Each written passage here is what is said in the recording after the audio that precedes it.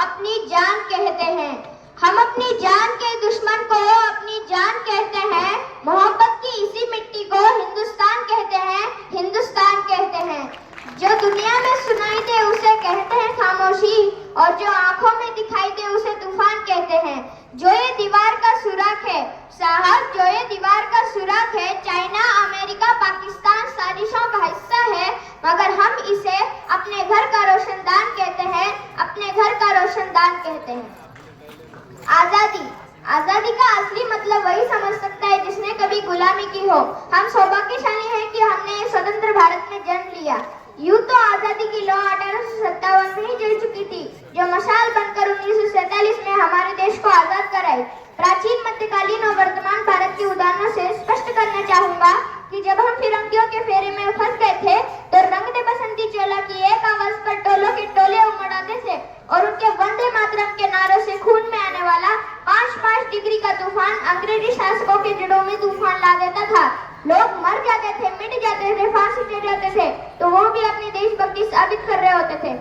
इसके बाद 62, 65 और 71 के युद्धों में अपना सुहाग गवा देने वाली औरत जब घर के हालात ये हो जाया करते थे कि प्यार भी भरपूर गया, मांग का सिंदूर गया, नन्हे नौनिहालों की लंगोटियां चली गई, छोटी छोटी बेटियों की चोटियां चली गई, बाप की कमाई गई, भाई की पढ़ाई गई, ऐसा एक विस्फोट हुआ पता ही चला नहीं, पूरे जिस्म की ही कई बोटियां चली गई। और आपके लिए तो एक आदमी मरा है साहब, किंतु मेरे घर की तो रोटियां चली गई, मेरे घर की तो रोटियां चली गई वाले हालात पैदा हो जाने के बावजूद भी एक माँ अपने बेटे को सड़क पर दुश्मनों की धज्जियां उड़ाने के लिए भेज देती थी और उसे पत्र लिखाकर ये भेजा करती थी कि अम्मा ने खत लिखा है बड़े ही चाव से, पुत्र मेरे ना घबरा जाना, 1 इंच भी पीछे ना हटना, चाहे इंच इंच कट जाना, चाहे इंच इंच कट जाना।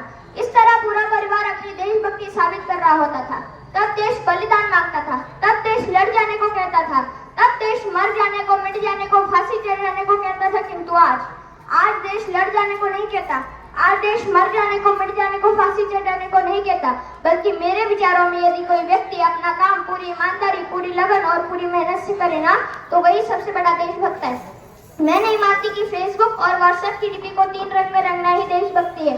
और आप कहेंगे कि फुटपाथ में रहने वाला बच्चा ट्रैफिक की छांव में नंगे पांव में जब तिरंगा बेच रहा होता है, तो क्या आप उसे इसकी देशभक्ति कहेंगे? ये उसकी देशभक्ति नहीं, उसके पेट की भूख की शक्ति है जो उसे ऐसा करने पर मजबूर करती है। क्योंकि ना मस्जिद को जानते हैं, ना शिवालयों को जानते हैं, ना मस्जिद को जानते हैं, ना शिवालयों को जानते हैं। जो पेट के भूखे होते हैं ना, वो सिर्फ भोजन के निवालों को जानते हैं, वो सिर्फ भोजन के निवालों को जानते हैं। अपने परिवार, अपने धर्म, अपने राष्ट्र की आशा को बांधे रखने के लिए हमारी देशभक्ति